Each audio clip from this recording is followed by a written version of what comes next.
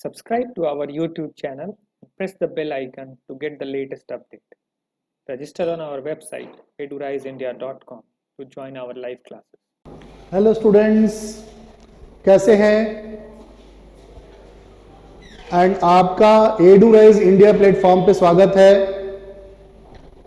देखिए, पिछली वीडियो में हम लोगों ने क्वांटम नंबर के बारे में पढ़ा था और इलेक्ट्रॉनिक कॉन्फ़िगरेशन लिखना सीखा था।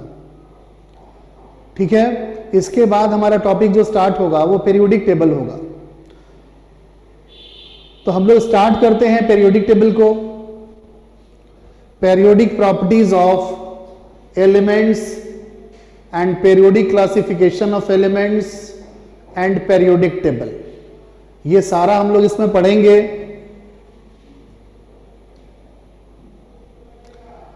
देखिए, पेरियोडिक टेबल जो है, जैसे जैसे ना केमिस्ट जो है, जैसे जैसे उनको नए नए एलिमेंट मिलने लगे, मतलब बहुत पहले की बात है, जैसे जैसे नया एलिमेंट्स मिलने लगा वैसे वैसे ना साइंटिस्ट के दिमाग में यह आया कि भाई एलिमेंट्स को इस तरह से रखा जाए, इस तरह से प्लेस किया जाए एलिमेंट्स को कि सिमिलर नेचर वाला जो एलिमेंट है ना, जिसका सिमिलर टाइप का केमिकल प्रॉपर्टीज हो, वो उस नेचर का, मतलब सिमिलर टाइप ऑफ नेचर के एलिमेंट्स जो हैं वो इकट्ठा एक साथ रहें। यही हमेशा साइंटिस्ट का प्रयास रहा है, उसी से पीरियोडिक टेबल का डेवलपमेंट हुआ है। ठीक है ना? तो ये थ्योरेटिकल पोर्शन है, हिस्ट्री ऑफ पीरियोडिक टेबल इसको कह सकते हैं हम लोग, कि पीरियोडिक टेबल का डेवलपमेंट कैसे कैसे हुआ। डेवलपमेंट ऑफ पीरियोडिक टेबल, देखिए फर्स्ट क्लासिफिकेशन जो किया गया एलिमेंट्स का वो लवोजियर के द्वारा किया गया। ठीक है ना? At first Lavoisier classified the elements into two categories. सारे एलिमेंट्स को ना दो भाग में बांट दिया इन्होंने। ठीक है ना? एक मेटल और दूसरा नॉन मेटल। तो देखिए, मेटलॉइड का कंसेप्ट उस समय नहीं था, मेटलॉइड के बारे में जानकारी नहीं थी, तो इसीलिए क्लासिफिकेशन इनका रहा मेटल और नॉन मेटल।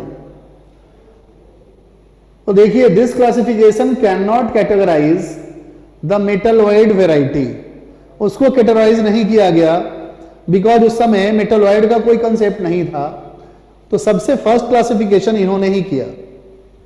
ठीक है, बाद में और भी एलिमेंट्स मिलने लगे, और भी एलिमेंट्स मिले, तो फिर फर्दर जो है डेबर्नियर ट्रायड रूल आया। एक डेबर्नियर ट्रायड रूल, डेबर्नियर ने एक पीरियोडिक टेबल बनाया।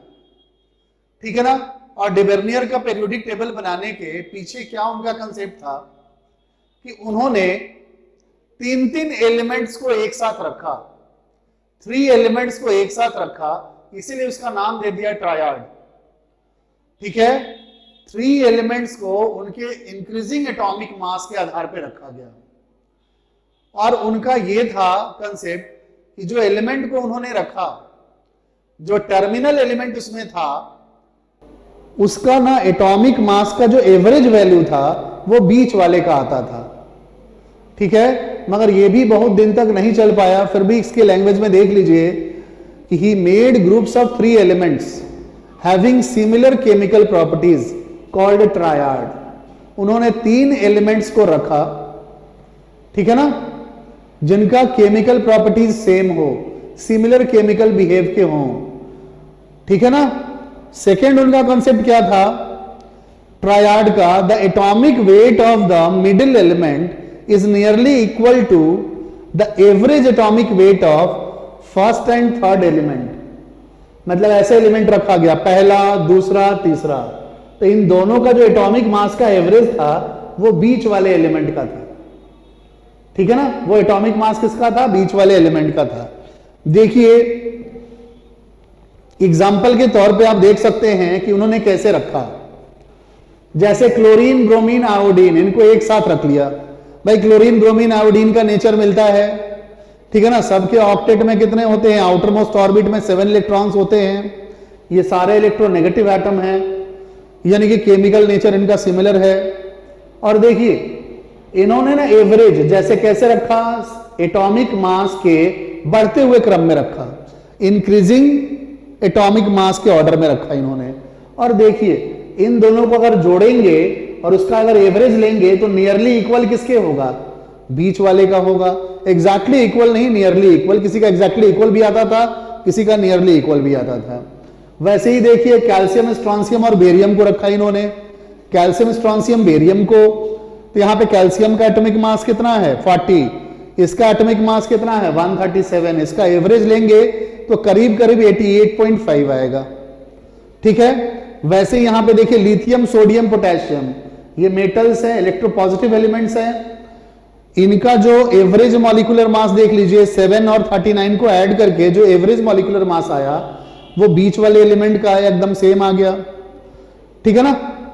ऐसे ही और भी एग्जांपल्स हैं, जैसे पोटेशियम RbCS को रखा गया, PaSSB को रखा गया, SACT को रखा गया, हाइड्रोजन, फ्लोरीन, क्लोरीन को भी रखा गया, स्कैंडियम, यट्रियम, लैंथनम को रखा गया। ठीक है ना। तो इस तरह से एलिमेंट को प्लेस करके रखा गया, मगर इनकी थ्योरी डिस्कार्ड होने लगी। जैसे जैसे ना डी ब्लॉक के एलिमेंट्स आने लगे वैसे वैसे इनकी थ्योरी डिस्कार्ड होने लगी। वो एलिमेंट्स इसको फॉलो नहीं कर रहे थे। ठीक है ना। इनके रूल को फॉलो नहीं कर रहे थे। जब नए नए एलिमेंट्स मिलने लगे डी ब्लॉक वाले, तो उसमें वो जो होते थे, इनके जो कंसेप्ट थे, इनका जो अपना सोर्स था, उसको फॉलो नहीं करते थे। तो इसीलिए डेबर्नियर का भी पीरियोडिक टेबल को डिस्कार्ड कर दिया गया। ठीक है। नेक्स्ट उसके बाद आए न्यूलैंड्स। न्यूलैंड्स ऑक्टेव रूल कहा भी जाता है इसको। उसके बाद न्यूलैंड साहब आए तो उन्होंने ना म्यूजिकल टोन उनके दिमाग में आ गया, म्यूजिकल टोन। ठीक है ना। और म्यूजिकल टोन में क्या होता है, जैसे हम लोग लिखते हैं सा रे गा मा पा धा नी सा, तो आप देखते हैं सा फर्स्ट एलिमेंट अगर होगा, सा अगर पहला है तो सा फिर से 8वां आ रहा है। तो उन्होंने एटॉमिक मास के बढ़ते हुए क्रम में एलिमेंट्स को इस तरह से रखा, एटॉमिक मास के बढ़ते हुए क्रम में एलिमेंट्स को इस तरह से रखा कि पहले एलिमेंट का नेचर जो था ना, वो किससे मिलता था, 8वें एलिमेंट के नेचर से मिलता था। उसका केमिकल प्रॉपर्टीज सिमिलरिटी दिखाता था किससे, फर्स्ट एलिमेंट का एर्थ एलिमेंट से। ठीक है ना। तो देख लीजिए ये क्या लिख रहे हैं, he arranged the elements in increasing order of their atomic mass। Atomic mass के इंक्रीजिंग ऑर्डर पे रखा गया एलिमेंट्स को। ठीक है। And observe that properties of every eighth elements were similar to those of first one, first वाले के similar है। ठीक है। Like in case of musical vowels और टोन्स। ठीक है ना। जो म्यूजिकल टोन्स होता है हमारा, उसके अकॉर्डिंग उन्होंने बताया। अब देखिए हम लोग एग्जाम्पल देखेंगे, एग्जाम्पल इसमें कैसे सेट किया गया। तो देखिए जैसे लिथियम है, लिथियम के बाद बेरिलियम आया, फिर बोरॉन, एटॉमिक मास बढ़ रहा है, कार्बन, नाइट्रोजन, ऑक्सीजन, फ्लोरीन आ गया। ठीक है ना। और फिर से देखिए लिथियम के बाद यहां पे 8वां एलिमेंट कौन आ जाएगा, सोडियम। 1 2 3 4 5 6 7 और 8वां एलिमेंट जो आ गया सोडियम। आपको पता है ही कि लिथियम सोडियम के नीचे ही तो होता है पीरियोडिक टेबल में, और इनकी केमिकल प्रॉपर्टी मिलती है। ये इलेक्ट्रोपॉजिटिव एलिमेंट है, इनके वैलेंस इलेक्ट्रॉन जो होते हैं वो 1 होते हैं। ठीक है। उसी तरह से फिर पोटेशियम आ गया 8वां एलिमेंट में। तो ऐसे ऐसे करके कहीं से भी आप शुरू करेंगे, जैसे यहां से आपने शुरू करा तो देखिए 1 2 3 4 5 6 फिर 7 आया, फिर 8वां एलिमेंट आ गया। तो मैग्नीशियम से इसका प्रॉपर्टी क्या होगा, मिलता है। तो आप कहीं से भी शुरू करेंगे तो एर्थ एलिमेंट जो है ना, एर्थ एलिमेंट उसका जो नेचर होगा वो फर्स्ट वाले एलिमेंट से मिलता है। मगर इनका भी पीरियोडिक टेबल डिस्कार्ड कर दिया गया। इनका भी जब ना डी ब्लॉक के एलिमेंट आने लगे ना, तो वो इसको फॉलो नहीं कर रहे थे, इस रूल को फॉलो नहीं कर रहे थे। जैसे जैसे एलिमेंट मिलते गए वैसे वैसे प्लेस किया गया, और जो रूल इनका था कि 8वां एलिमेंट का नेचर पहले से मिलेगा, उस बात को फॉलो नहीं कर रहे थे। ठीक है। इसलिए इसको भी डिस्कार्ड कर दिया गया। फिर इसके बाद नेक्स्ट जो आए, देखिए ड्रॉबैक्स भी लिखा हुआ है न्यूलैंड्स का। एक बार ड्रॉबैक्स भी देख लेते हैं। ड्रॉबैक्स देखिए, this rule is valid only up to calcium, because after calcium, देखिए कैल्शियम के बाद कौन आता है, डी ब्लॉक के एलिमेंट्स आते हैं, scandium, titanium, vanadium, chromium, manganese, Fe, cobalt, nickel, copper, Zn, ये आते हैं, यानी डी ब्लॉक वाले एलिमेंट आ गए। Due to filling the D orbitals there is a difference of 18 elements instead of 18। जैसे ही आप देख रहे हैं कि डी ब्लॉक आएगा, आप ऐसे सोच लीजिए कैल्शियम किस पीरियड का होता है पीरियोडिक टेबल में। आप पीरियोडिक टेबल खोल लो और उसमें देखो आप, ठीक है, उसमें आप देखेंगे कि फोर्थ पीरियड का जो होता है ना, कैल्शियम और पोटेशियम होते हैं। कैल्शियम के बाद फोर्थ पीरियड से ही डी ब्लॉक शुरू होता है, scandium, titanium, vanadium fourth period से स्टार्ट होता है। तो पहले ऊपर में पीरियड जो होता है, तीसरा पीरियड और दूसरा पीरियड जो होता है, उसमें 8-8 एलिमेंट्स होते हैं, ठीक है ना, उसमें 8 एलिमेंट्स ही आते हैं। मगर जैसे ही फोर्थ आते हैं, हम लोग फोर्थ पीरियड में जाते हैं, तो वहां से डी ब्लॉक शुरू होता है। और डी ब्लॉक में आप देखेंगे 18 एलिमेंट्स, मतलब 10 एलिमेंट्स डी ब्लॉक में हो जाएंगे। इस वाले में जो होता है ना, पहला दूसरा, मतलब इस तरह से पहला ग्रुप दूसरा ग्रुप, इसमें क्या हो जाता है, 2 एलिमेंट्स आ जाता है। फिर पी वाला जो होता है ना, पीरियोडिक टेबल आप खोल के देखेंगे, ठीक है ना, क्योंकि हम समझाएंगे तो आपको कम समझ में आएगा। पीरियोडिक टेबल को खोलें और देखें उसमें कि फोर्थ पीरियड जो होगा, फोर्थ पीरियड वाले एलिमेंट में टोटल एलिमेंट काउंट करेंगे आप 18 आएगा, ठीक है ना। तो फोर्थ पीरियड जाते जाते ना ये रूल फॉलो नहीं होता था। डी ब्लॉक जैसे ही आए, इनका न्यूलैंड्स का रूल फॉलो नहीं होता था, ठीक है। बी पार्ट है कि after the discovery of inert gases this law है टू बी ड्रॉप्ड आउट। आपने देखा कि पहले एग्जाम्पल में जो हम लोग देखे हैं, पहले एग्जाम्पल में हम लोग जो देख रहे हैं, यहां पर देखिए कहीं भी नोबेल गैस आ रहा है। अगर नोबेल गैस आ जाएगा तो 8वां एलिमेंट कहां पे आ जाएगा, यहां पे आ जाएगा। जैसे आपने लिथियम के बारे में स्टार्ट किया, लिथियम हो गया, beryllium, boron, carbon, nitrogen, oxygen, fluorine, fluorine के बाद नियॉन आ जाएगा। तो नियॉन जब आ जाएगा तो 8वां एलिमेंट तो नियॉन हो गया। तो बताओ तो ये फॉलो हो पाएगा? नहीं फॉलो हो पाएगा ना। तो नोबेल गैस भी जो है, जैसे जैसे नोबेल गैस खोजे गए, वैसे वैसे ना, वैसे वैसे इनका रूल जो होता था ऑक्टेव का, वो फ्लॉप होता गया। He failed in the case of heavier metals as Fe had been placed along with oxygen and sulfur. इनके हिसाब से जो है ना, आयरन जो होता था, आयरन अपने सिमिलर एलिमेंट्स के साथ नहीं होता था, वो ऑक्सीजन सल्फर वाले ग्रुप में आ जाता था, ठीक है ना। जो कि उसका नेचर जो होता है एकदम डिफरेंट होता है, परफेक्टली मेटल होता है आयरन, और ऑक्सीजन क्या होते हैं, नॉन मेटल होता है, सल्फर नॉन मेटल होता है। तो इस तरह से ना इनका पीरियोडिक टेबल फ्लॉप करता गया, ठीक है। ये ड्रॉबैक्स हो गए इनके। उसके बाद ना एक नया और कंसेप्ट आया, एटॉमिक वॉल्यूम, ठीक है, और एटॉमिक मास के रिस्पेक्ट में एक ग्राफ बनाया गया। वो भी टेबल नहीं था, एक ग्राफ बनाया गया, एक कर्व बनाया गया। वो किसका दिया हुआ था? लोथर मियर का दिया हुआ था, ठीक है ना। लोथर मियर जो है, उन्होंने एक टेबल नहीं बनाया, क्या बनाया, एक कर्व बना दिया उन्होंने, एक ग्राफ बना दिया, ठीक है। किसके किसके बीच में? एटॉमिक वॉल्यूम और एटॉमिक वेट के रिस्पेक्ट में, ठीक है। तो देखिए, he plotted a curve between atomic weight and the atomic volume of different elements, ठीक है। नेक्स्ट है the following observation can be made from the curve. देखिए, कर्व से बहुत कुछ सीखते हैं। हालांकि इनका पीरियोडिक टेबल नहीं था, एक कर्व ही था, मगर एटलीस्ट वो एटॉमिक वॉल्यूम का तो आइडिया देता था। किसके रिस्पेक्ट में? एटॉमिक वेट के रिस्पेक्ट में, एटॉमिक वॉल्यूम का आइडिया देता था वो, ठीक है।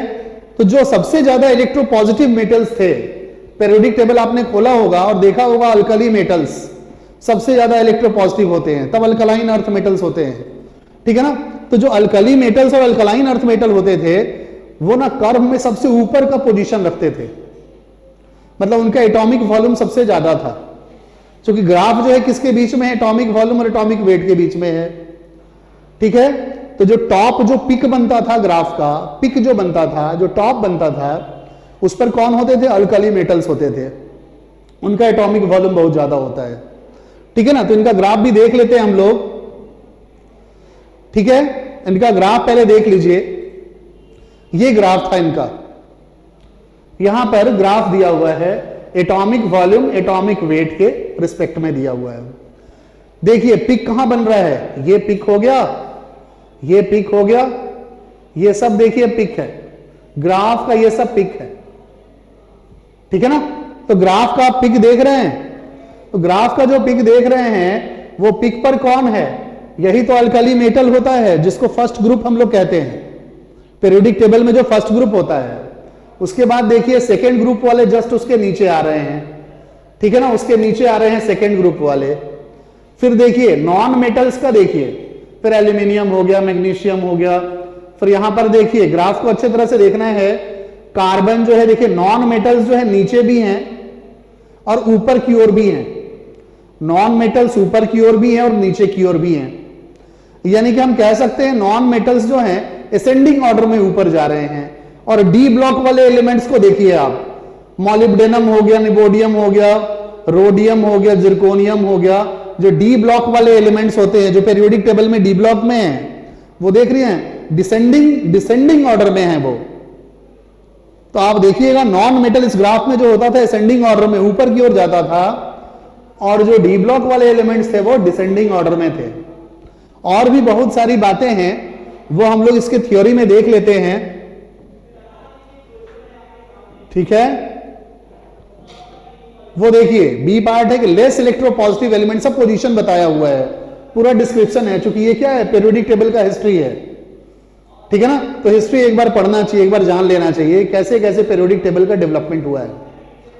तो लेस इलेक्ट्रोपॉजिटिव एलिमेंट्स जो है जैसे alkaline earth metal occupy the descending portion of the curve, नीचे में जा रहा है। अल्कली मेटल के नीचे कौन आ रहा है, अल्कलाइन अर्थ मेटल। ठीक है, देखिए मेटलॉइड जो है ये सब बोरॉन, सिलिकॉन, आर्सेनिक, टेलुरियम और statin. And transition metals occupy the bottom part. देख ही रहे थे ग्राफ में कि नीचे में था, बॉटम पार्ट में था वो। ठीक है, most electronegative elements halogen, fluorine, chlorine occupy ascending portion of the curve. जो सबसे ज्यादा इलेक्ट्रोनेगेटिव थे क्लोरीन, देख रहे थे पी ब्लॉक वाले हैं। बात ही हम लोग कर रहे थे कि वो असेंडिंग ऑर्डर में जा रहे थे, ऊपर जा रहे थे, और डी ब्लॉक वाले डिसेंडिंग ऑर्डर में जा रहे थे। ठीक है, ये भी है कि एलिमेंट्स, देखिए elements having similar properties occupy similar portion of the curve, मतलब similar position of the curve. ठीक है ना, इससे ऐसा होता था ग्राफ में कि कर्व का जो ये किया गया, कर्व के बारे में जब देखा गया तो ऐसा देखने में लग रहा था कि भाई सिमिलर प्रॉपर्टी वाले एलिमेंट्स जो हैं एक अलग पोजीशन ऑक्यूपाई कर रहे हैं। ठीक है, तो ये इनके पीरियोडिक टेबल का एक मेरिट था, बट ये टेबल नहीं था, ये एक ग्राफ था। ठीक है, कंक्लूजन क्या बताया, on the basis of this curve लोथर-मियर proposed that the physical property of the elements are the periodic function of their atomic weight, and this become the basis of the Mendeleev's periodic table। देखिए इन्होंने atomic weight को atomic volume से जोड़ा है। ठीक है ना, तो इतना तो समझ में आ ही गया था तब तक साइंटिस्ट के पास कि भाई एटॉमिक वेट जो है ना वो एक फंडामेंटल यूनिट है, इसका क्लासिफिकेशन के लिए एक फंडामेंटल कॉन्सेप्ट वो दे सकता है। तो लोथर-मियर के बाद ना मेंडलीफ ने यही सोचा कि भाई एटॉमिक वेट के आधार पर ही पीरियोडिक टेबल बनाते हैं। ठीक है ना, यहीं से, चूंकि एटॉमिक वॉल्यूम का रिलेशन किसके साथ था, एटॉमिक वेट के साथ था अकॉर्डिंग टू लोथर-मियर। तो उनके दिमाग में यह बात आ गया कि भाई कि एटॉमिक वेट का एलिमेंट्स के साथ निश्चित रूप से कोई ना कोई रिलेशन है। ठीक है ना, तो आगे जो है मेंडलीफ का पीरियोडिक टेबल आया। तो मेंडलीफ ने अपना पीरियोडिक लॉ दिया। मेंडलीफ ने क्या दिया, एक अपना पीरियोडिक लॉ दिया। पीरियोडिक लॉ में उन्होंने बताया कि the physical and chemical properties of elements are the periodic function of their atomic weight. मतलब पीरियोडिक फंक्शन मतलब समझ रहे हैं, पीरियोडिक फंक्शन का मतलब यह हुआ कि पीरियड में आप लेफ्ट टू राइट जा रहे हो या राइट टू लेफ्ट जा रहे हो। Nature of the element, chemical properties of element, behaves of the elements, वो जो है लगातार चेंज करते जाते हैं। ठीक है ना, तो वो जो कह रहे हैं कि भाई जो नेचर इनका चेंज कर रहा है, जो भी प्रॉपर्टीज इनका चेंज कर रहा है पीरियड में, ठीक है ना, वो किसके किसके हिसाब से कर रहा है, किसके अकॉर्डिंग कर रहा है, तो वो एटॉमिक वेट के अकॉर्डिंग कर रहा है। ठीक है ना, एटॉमिक वेट के अकॉर्डिंग कर रहा है। इसलिए ही इन्होंने स्टेटमेंट दिया कि physical and chemical properties of elements are periodic function of atomic weight. इन्होंने मान लिया कि एलिमेंट का जो भी प्रॉपर्टी है dependent on atomic wait, atomic weight पे ही डिपेंडेंट है। ठीक है, और बहुत हद तक मेंडलीफ का पीरियोडिक टेबल सक्सेसफुल भी हुआ। जब मेंडलीफ का पीरियोडिक टेबल आया था तब 63 एलिमेंट्स ही नोन थे, 63 एलिमेंट्स उस समय नोन थे। ठीक है, और भी बातें देखते हैं। Characteristic of Mendeleev periodic table में it is based on atomic weight, सही है भाई, एटॉमिक वेट पर था। 63 elements were known, noble gas were not discovered, उस समय नोबेल गैसेस का खोज नहीं हुआ था, उस समय नोबेल गैस खोजा नहीं गया था। That the time of Mendeleev, Mendeleev के टाइम में वो नहीं खोजा गया था। ठीक है, और भी कुछ कैरेक्टरिस्टिक्स हैं। He was the first scientist to classify the elements in a systematic manner in horizontal rows and vertical columns. ठीक है, सिस्टमेटिकली जो पीरियोडिक टेबल पहला बना था वो मेंडलीफ के द्वारा ही बना था। उन्होंने पूरी तरह से पीरियोडिक टेबल को क्लासिफाई किया था पीरियड और ग्रुप में। ठीक है ना, हॉरिजॉन्टल ब्लॉक्स और वर्टिकल कॉलम्स, ठीक है ना, उसमें इन्होंने डिवाइड किया था। ठीक है ना, पीरियड और ग्रुप की जो क्लासिफिकेशन हुई थी मेजोरिटी में, वो मेंडलीफ के द्वारा ही हुई थी। ठीक है, और सबसे बेहतर उस समय अटेम्प्ट था मेंडलीफ का ही। ठीक है, सेकेंड पॉइंट है horizontal rows are called periods, you knows.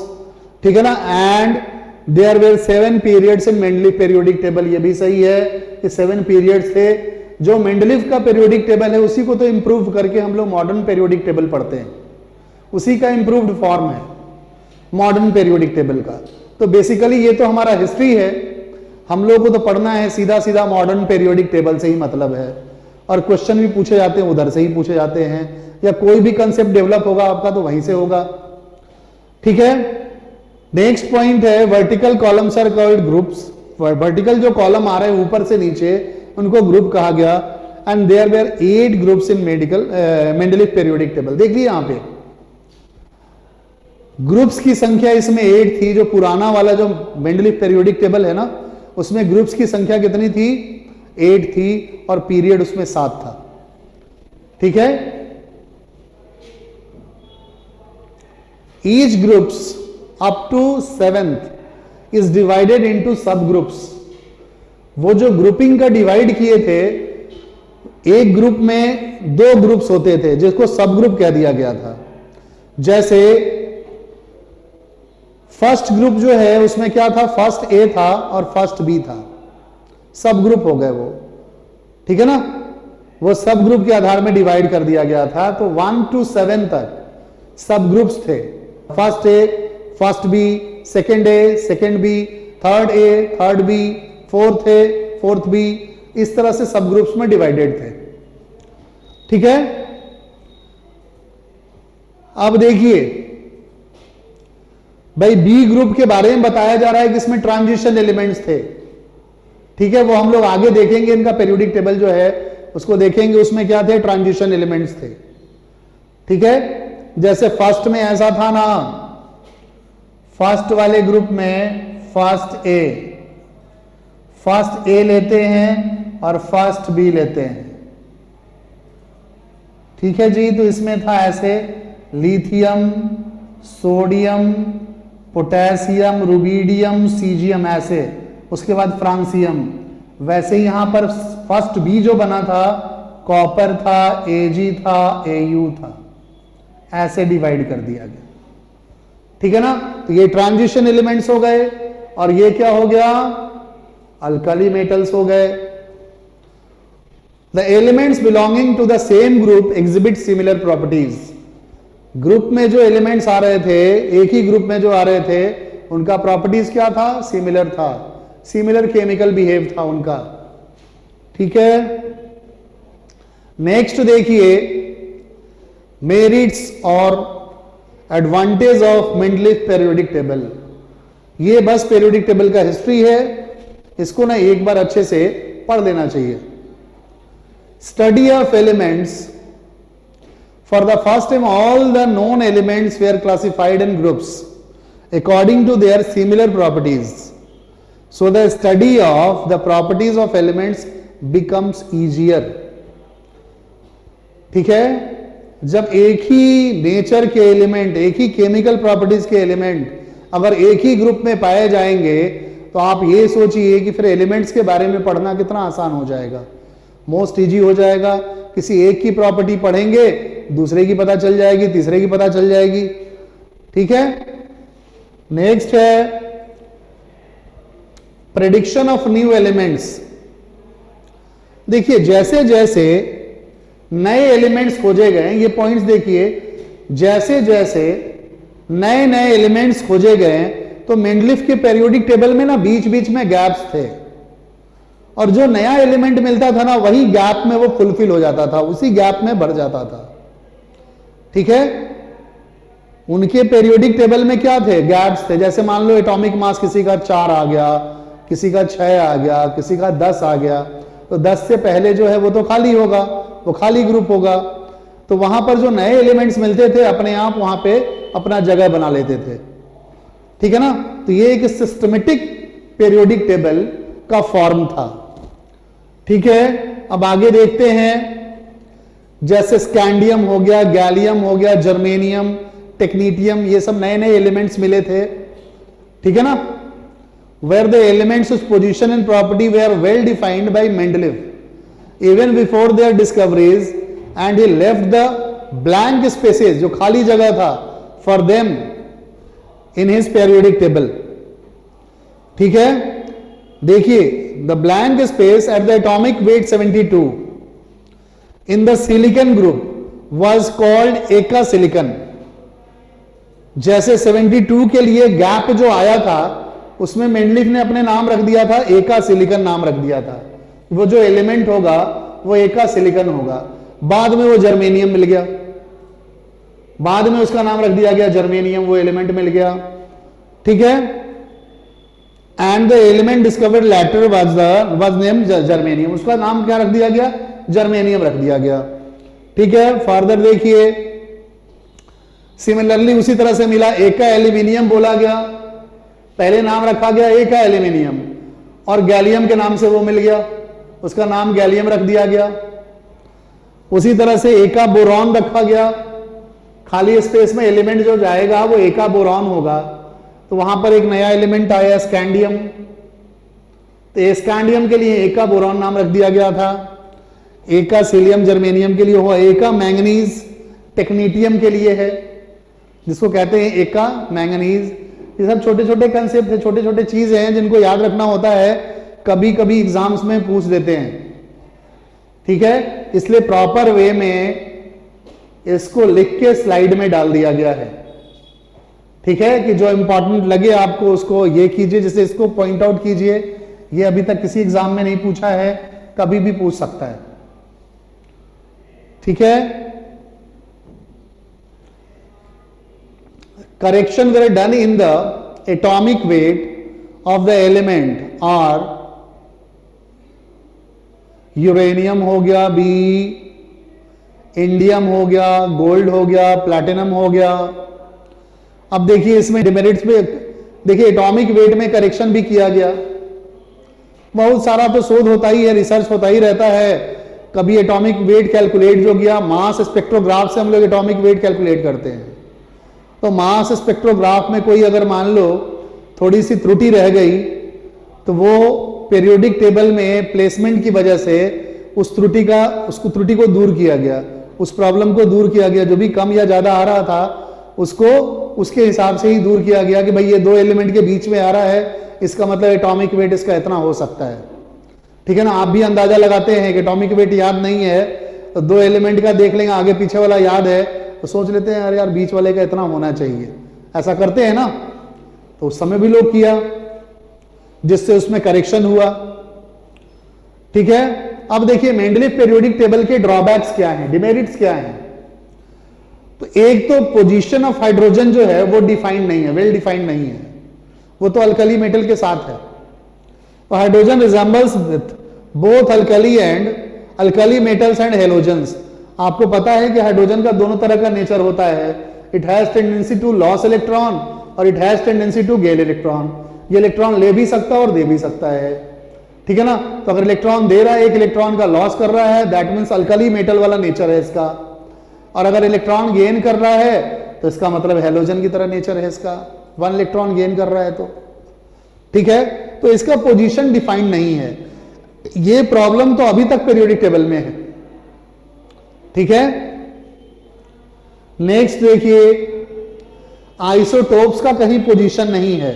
तो मेंडलीफ में अगर आइसोटोप का पोजीशन नहीं है तो वो प्रॉब्लम तो आज तक भी है, अभी तक भी आइसोटोप का कोई पोजीशन नहीं है हमारा पीरियोडिक टेबल में। आप पीरियोडिक टेबल खोल के देखिए, कहीं भी आइसोटोप को रखने की व्यवस्था है क्या? नहीं है। जैसे मान लो हाइड्रोजन के 3 आइसोटोप्स होते हैं, प्रोटियम होता है, ड्यूटेरियम होता है, ट्राइटियम होता है। तो कहीं आपने देखा है ड्यूटेरियम लिखा हुआ या ट्राइटियम लिखा हुआ? सिर्फ हाइड्रोजन तो लिखा होता है। ये ड्रॉबैक्स अभी भी है, ठीक है। एनामोलस, सी पॉइंट देखिए, anomalous pairs of elements, there were some pairs of elements which did not follow the increasing order of atomic weight. अभी भी बहुत सारा पेयर है जो एटॉमिक वेट के इंक्रीजिंग ऑर्डर को फॉलो नहीं करता है।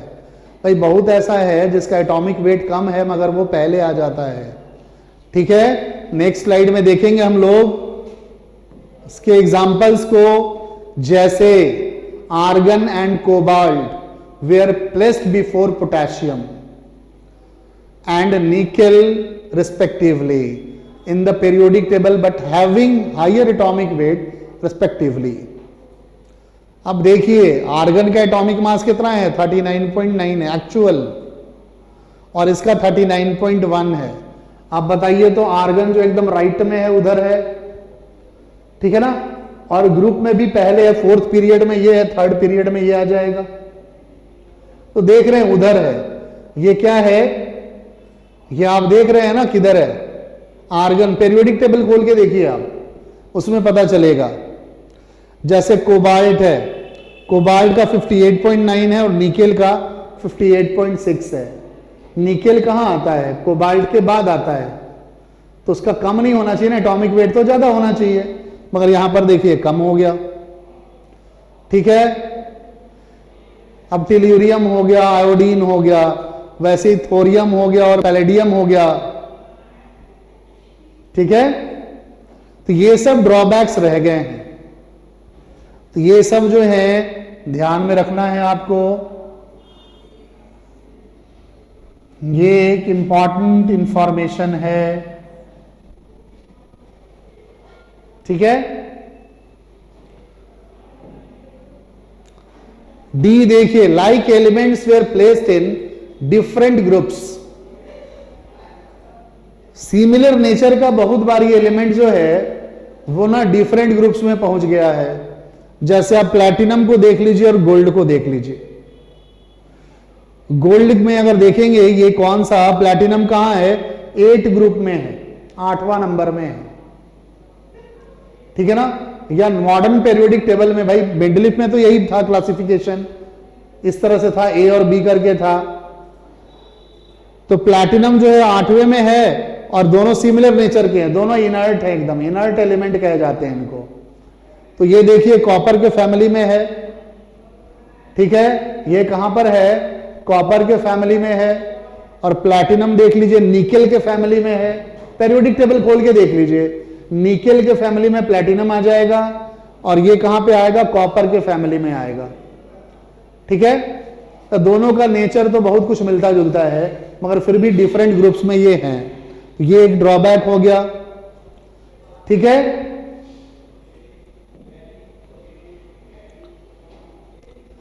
Unlike elements were placed in the same group, ठीक है। अनलाइक एलिमेंट्स जो हैं सेम ग्रुप्स में प्रेजेंट हैं। अनलाइक देखिए पहला ग्रुप में फर्स्ट ए और फर्स्ट बी है। अभी एग्जांपल दिया था कॉपर AgAu, ठीक है ना। कॉपर AgAu, दोनों का ग्रुपिंग तो सेम ही है ना, एकदम सिमिलर नेचर होना चाहिए, मगर इनको कहते हैं हम लोग क्वाइनेज मेटल। ट्रांजिशन एलिमेंट है, डी ब्लॉक वाले में है ये। आप पीरियोडिक टेबल खोल के देखेंगे डी ब्लॉक में है। पीरियोडिक टेबल का 11वां ग्रुप है, 11th ग्रुप, 12th में जिंक है, इससे पहले है, ठीक है। और ये फर्स्ट वाला हो गया, फर्स्ट वाला। तो इन दोनों के नेचर में बहुत डिफरेंस है ना। देखिए ये मोस्ट इलेक्ट्रोपॉजिटिव एलिमेंट्स हैं, इसलिए सबसे ज्यादा रिएक्टिव भी है मेटल्स में। अल्कली मेटल कहते हैं इनको, नॉर्मल एलिमेंट भी कहते हैं इनको। एस और पी ब्लॉक को नॉर्मल एलिमेंट कहते हैं, ठीक है, या रिप्रेजेंटेटिव एलिमेंट कहते हैं इनको, नॉर्मल एलिमेंट और रिप्रेजेंटेटिव एलिमेंट। तो देखिए ये ग्रुप तो एक ही है, ए और बी, नेचर बहुत कुछ सेम होना चाहिए मगर डिसिमिलर नेचर है, ड्रॉबैक्स में आ गया। Copper AgAu placed in the, देख लीजिए लैंग्वेज में सारा बात लिखा हुआ है, copper AgAu placed in the first group along with sodium potassium while they differ in their properties only similar in having NS1 electronic configuration। ठीक है ना, इसमें सिमिलरिटी क्या है, यहां भी इलेक्ट्रॉनिक कॉन्फ़िगरेशन क्या आता है, NS1 आता है, और यहां पर भी इलेक्ट्रॉनिक कॉन्फ़िगरेशन क्या आता है, NS1 आता है। मगर ये है कि ये एक इलेक्ट्रॉन लॉस कर देंगे तो नोबेल गैस कॉन्फ़िगरेशन को अचीव कर लेते हैं, इनर्ट गैस कॉन्फ़िगरेशन को ऑप्ट कर लेते हैं। मगर ये 1 इलेक्ट्रॉन लॉस करने के बाद भी नोबेल गैस कॉन्फ़िगरेशन अचीव नहीं करेगा, ठीक है। क्योंकि इसका क्या आएगा, कॉपर का 3d10 4s1 आएगा, और इसका क्या आएगा, ठीक है, इसका सिर्फ 4s1 आता है, उससे पहले 3s2 3p6 आता है, d नहीं भरा होता है, इसका d भरा होता है, ठीक है। तो बहुत कुछ डिसिमिलर है दोनों, बहुत सारे प्रॉपर्टीज में, जो कि आगे जाके आप पढ़ेंगे। नेक्स्ट स्लाइड में देखते हैं। नेक्स्ट स्लाइड में देखिए मेंडलीफ पेरियोडिक टेबल का सबसे बेटर अटेम्प्ट था उनका ना। पेरियोडिक टेबल, जितने भी पेरियोडिक टेबल पहले बने उनसे सबसे बेटर था, ठीक है, सबसे अच्छा पेरियोडिक टेबल वही था, और उसी का इंप्रूव्ड फॉर्म आज हम लोग पेरियोडिक टेबल में पढ़ते हैं। आज जो मॉडर्न पेरियोडिक टेबल पढ़ते हैं वही मेंडलीफ का इंप्रूव्ड फॉर्म ही पढ़ते हैं, सिर्फ कॉन्सेप्ट चेंज हो जाता है उसका। सिर्फ उनका जो थ्योरी दिया गया था कि physical and chemical properties of elements are periodic function of its atomic weight, ये थ्योरी कैंसिल हो जाता है, ठीक है ना। मॉडर्न पेरियोडिक टेबल के उसमें जो मॉडर्न पेरियोडिक टेबल का थ्योरी है, अपना जो कॉन्सेप्ट है वो यहां लिखा हुआ भी है।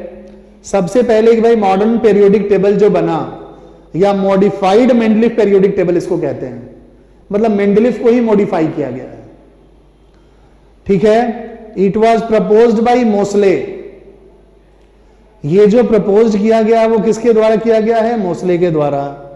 Modern periodic table is based on atomic number. दूसरा बात जो है ये एटॉमिक नंबर पर बेस्ड है, एटॉमिक वेट पर बेस्ड नहीं है, it is based on atomic number. Mosle did an experiment, तो भाई एटॉमिक नंबर पर बेस्ड है तो मोसले ने ऐसे तो बताया नहीं होगा, ऐसे तो बताया नहीं होगा और अपना थ्योरी दिया नहीं होगा, ऐसे तो उन्होंने नहीं बताया होगा कि भाई एटॉमिक नंबर पर बेस्ड है, डायरेक्ट बोल दिया होगा, कुछ ना कुछ तो उनके दिमाग में आया होगा। तो उनका एक एक्सपेरिमेंट है। देखिए एक्सपेरिमेंट के बारे में लिखा गया है कि Moseley did an experiment in which he bombarded high speed electrons. High speed electron को क्या कहते हैं, कैथोड रे कहते हैं, इसको क्या कहते हैं, high speed electrons. What is this, this is cathode ray, इसको हम लोग कहते हैं कैथोड रे, ठीक है। ऑन डिफरेंट मेटल सरफेस, जब कैथोड रे का फ्लो यहां पर मान लीजिए प्लेट है और प्लेट पे बम्बार्ड किया जाए, मेटल का प्लेट है, उस पर जब बम्बार्ड करते हैं तो एक्सरे प्रोड्यूस होता है, एक्सरे प्रोड्यूस्ड होता है, ठीक है ना। तो मोसले ने ये एक्सपेरिमेंट किया, कैथोड रे से बम्बार्ड किया, डिफरेंट मेटल प्लेट्स को बम्बार्ड किया। उन्होंने ऐसा देखा कि भाई जैसे जैसे मेटल प्लेट को चेंज किया जा रहा है ना, वैसे वैसे एक्सरे का फ्रीक्वेंसी भी चेंज कर रहा है। मेटल प्लेट को चेंज कर दिया जा रहा है। मेटल प्लेट चेंज करने का मतलब क्या है? एटॉमिक नंबर का चेंज होना, ठीक है ना, एटॉमिक नंबर का चेंज होना। तो वैसे वैसे आप देख रहे हैं कि भाई एक्सरे जो प्रोड्यूस हो रहा है उसका फ्रीक्वेंसी भी चेंज कर रहा है और एक मैथमेटिकल इक्वेशन को फॉलो कर रहा था। तो उन्होंने सोचा कि भाई ऐसा क्यों हुआ होगा। मान लीजिए कोई भी मेटल प्लेट है तो उसमें क्या होगा? इलेक्ट्रॉन होगा और प्रोटॉन होगा। न्यूक्लियस में प्रोटॉन होगा और शेल्स में इलेक्ट्रॉन होंगे। कैथोड रे का बीम जो पास कर रहा होगा, इलेक्ट्रॉन का जो बीम पास कर रहा होगा, अगर वो इलेक्ट्रॉन से टकराता होगा तो वो इलेक्ट्रॉन को, तो क्योंकि दोनों का साइज बराबर है ना, तो कॉलिजन होने से क्या होता होगा? इलेक्ट्रॉन बाहर निकल जाता होगा और मेटल का जो एटम होता होगा वो आयोनाइज कर जाता होगा। मगर जो न्यूक्लियस से टकराता होगा, जो कैथोड रे जाके न्यूक्लियस में टकराता होगा, तो कैथोड रे का, तो कैथोड रे यानी इलेक्ट्रॉन का साइज तो बहुत छोटा होता है ना, और मासलेस होता है, ठीक है ना, मास बहुत ही कम होता है, प्रोटॉन के मास के रिस्पेक्ट में नेग्लिजिबल होता है। तो वो क्या करता होगा? न्यूक्लियस में चला जाता होगा, वो न्यूक्लियस में इन कर जाता होगा। तो किसी भी, कोई भी पार्टिकल अगर किसी के न्यूक्लियस में इन कर जाएगा तो वो तो अनस्टेबल हो जाएगा, ठीक है ना। और कोई भी सब्सटेंस बहुत देर तक अनस्टेबल नहीं रह सकता है, या कोई भी चीज बहुत देर तक अनस्टेबल नहीं हो सकता है, फिर अपने ग्राउंड स्टेट को वो अचीव करता होगा, नॉर्मल स्टेट में जाता होगा। तो कोई भी चीज अनस्टेबल हो गया तो उसकी एनर्जी बढ़ गई। जब वो स्टेबलाइज होकर नॉर्मल स्टेट में आएगा तो वो क्या करेगा? एनर्जी रिलीज करेगा। और आप जानते हैं इलेक्ट्रॉनिक ट्रांजिशन जब भी होता है, न्यूक्लियर ट्रांजिशन जब भी होता है, वहां पर इलेक्ट्रोमैग्नेटिक एनर्जी इन्वॉल्व होता है, ठीक है ना। तो इलेक्ट्रोमैग्नेटिक एनर्जी के रूप में बाहर निकलता होगा, अनस्टेबल से स्टेबल बनेगा तो वो एनर्जी रिलीज करेगा। जो एनर्जी रिलीज करता था वो एनर्जी कौन सा था? एक्सरे था। यही मोसले का एक्सपेरिमेंट है, ठीक है। आगे देखते हैं स्लाइड में हम लोग। देखिए ऐसा था, ये मान लीजिए मेटल प्लेट है, मेटल प्लेट, और यहां पर ना बम्बार्ड किया जा रहा था कैथोड रे से, कैथोड रे से बम्बार्ड किया जा रहा है। मेटल प्लेट को हम लोग कह देते हैं एंटी कैथोड, एंटी कैथोड भी कहते हैं इसको। और ये हो गया कैथोड रेज, कैथोड रेज, इससे बम्बार्ड किया गया और मेटल चेंज हुआ तो उसका एटॉमिक मास भी चेंज हुआ, उसका एटॉमिक नंबर भी चेंज हुआ, ठीक है ना भाई। अगर मेटल को चेंज आप कर रहे हैं तो क्या हो रहा है? उसका एटॉमिक मास भी बदल रहा है और एटॉमिक नंबर भी चेंज हो रहा है। तो एक इक्वेशन देखा गया, एटॉमिक मास और फ्रीक्वेंसी, फ्रीक्वेंसी और एटॉमिक मास के बीच में ग्राफ बनाया गया। तो ये देखिए ग्राफ स्ट्रेट लाइन नहीं है, देख रहे हैं कहीं ऊपर जा रहा है, नीचे जा रहा है, ऊपर नीचे, आप देख रहे हैं ना, ग्राफ एकदम स्ट्रेट लाइन नहीं है। ये स्ट्रेट लाइन है? स्ट्रेट लाइन नहीं है, no straight line, straight line नहीं है ये। बट यहां पर देखिए फ्रीक्वेंसी का एटॉमिक नंबर के साथ रिलेशन एकदम डायरेक्ट आ रहा है। तो इस ग्राफ से उन्होंने मैथमेटिकल एक रिलेशन निकाला। वो रिलेशन था फ्रीक्वेंसी, फ्रीक्वेंसी का रूट, ठीक है ना, is equal to A Z minus B, ठीक है ना। ये टर्म जो है हमारा क्या है? फ्रीक्वेंसी है, फ्रीक्वेंसी है ऑफ एक्सरे, एक्सरे का फ्रीक्वेंसी है ये। और जेड क्या था? ये एटॉमिक नंबर था। तो ये ग्राफ जो है इसी फॉर्मूले को फॉलो कर रहा था, ठीक है, इसी फॉर्मूले को फॉलो कर रहा था। देखिए ग्राफ को अगर आप ऐसे सोचेंगे तो ये आ जाएगा ए जेड माइनस ए बी, ठीक है। ये ए देख लीजिए, यहां पे ए क्या है? ये स्लोप हो गया, ए जो है इसमें स्लोप है, ग्राफ का स्लोप है। और देख लीजिए फ्रीक्वेंसी का जो रूट है वो किस पर डायरेक्टली प्रोपोर्शनल हो रहा है? एटॉमिक नंबर पे, यानी डायरेक्ट रिलेशन है फ्रीक्वेंसी का किसके साथ? एटॉमिक नंबर के साथ। यानी तब उनके दिमाग में आया कि भाई न्यूक्लियस, निश्चित रूप से न्यूक्लियस में अलग अलग प्रोटॉन्स हैं, और प्रोटॉन ही जो होता है वो किसी भी एलिमेंट का, ठीक है ना, किसी भी एलिमेंट को पहचानने का मेन जो होता है उसमें वो एटॉमिक नंबर ही होता है, उसी से किसी एलिमेंट को पहचाना जाता है। और ये बात सच भी है, आज हम लोग समझ भी रहे हैं कि भाई अलग अलग एटॉमिक नंबर वाले एलिमेंट्स हमेशा अलग अलग होते हैं। एक ही एटॉमिक वेट वाले एलिमेंट सेम हो सकते हैं, मतलब अगर एटॉमिक वेट दो एलिमेंट का नियरली इक्वल हो, ठीक है ना, तो वो डिफरेंट हो सकते हैं, ठीक है ना। एटॉमिक नंबर कभी भी दो एलिमेंट्स का सेम नहीं हो सकता है, ठीक है। तो ये उनके दिमाग में आ गया कि निश्चित रूप से किसी भी एलिमेंट को अगर आपको पहचानना है, ठीक है ना, तो वो उसका एटॉमिक नंबर है जिससे उस एलिमेंट को पहचाना जा सकता है। और सारा पेरियोडिक फंक्शन जितना भी होता है, periodic property depends on atomic number. तो फिर उनके दिमाग में आ गया कि भाई एटॉमिक नंबर पर डायरेक्टली प्रोपोर्शनल हो रहा है फ्रीक्वेंसी, यानी न्यूक्लियस जो है, न्यूक्लियस से जो कैथोड रे टकरा रहा है, टकराने के बाद जो एक्सरे प्रोड्यूस कर रहा है, वो एक्सरे का फ्रीक्वेंसी अलग अलग आ रहा है। तो निश्चित रूप से न्यूक्लियस में अलग अलग प्रोटॉन्स भी हैं। आपको पता है कि हर एक का न्यूक्लियस अलग अलग होता है, हर एक एलिमेंट्स का नंबर ऑफ प्रोटॉन्स अलग होते हैं, नंबर ऑफ न्यूट्रॉन्स अलग होते हैं, ठीक है ना। तो उनके दिमाग में एकदम आ गया कि भाई physical and chemical properties of elements are periodic function of its atomic number, ठीक है। बात समझ रहे हैं, ये ग्राफ समझ रहे हैं। देखिए y is equal to M X plus C का ही ग्राफ है, सिर्फ इसमें इंटरसेप्ट जो टर्म है, ये इंटरसेप्ट वो क्या है, नेगेटिव में है। इंटरसेप्ट इसका नेगेटिव में है, यानी ये ग्राफ जो है यहां से ऐसे लिया गया है। तो जब भी इंटरसेप्ट नेगेटिव में होता है और ग्राफ को हम लोग ओरिजिन से निकालते हैं, तो इसका मतलब हमारा जो ओरिजिन होता है वो नॉन जीरो होता है। वो ओरिजिन जो होगा नॉन जीरो होगा। अगर इस ओरिजिन को हम जीरो दे देते तो यही ग्राफ कहां से निकलता, यहां से निकलता, ऐसे जाता, इस तरह से निकलता। बात को समझ रहे हैं ना। तो ये ग्राफ ऐसे भी दिया रहता है, ये ग्राफ ऐसे भी दिया रहता है इस तरह से। तो यहां पर क्या है, हमारा जो ओरिजिन है वो जीरो है, जीरो ओरिजिन है। और आप देख रहे हैं इस ग्राफ में जीरो ओरिजिन नहीं है, 10 से स्टार्ट है, ठीक है ना, 10 और 5 से स्टार्ट है। बात समझ रहे हैं। तो इस रिलेशन के आधार पे मॉडर्न पीरियोडिक टेबल लॉ आया, ठीक है। देखिए he is found out that frequency directly proportional किसके आ रहा है, जेड के, वेयर ये फ्रीक्वेंसी ऑफ द एक्सरे हो गया।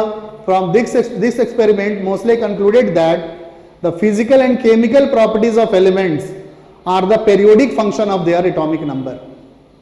It means that when the elements are arranged in increasing order of atomic number, elements having similar properties get repeated after a regular interval. This is also called modern periodic law. ठीक है ना। तो इन्हीं सब experiment के आधार पे Mosley ने दिया कि physical and chemical properties of elements is the periodic function of its atomic number. और एटॉमिक नंबर के ही बढ़ते हुए क्रम में उन्होंने पेरियोडिक टेबल बनाया।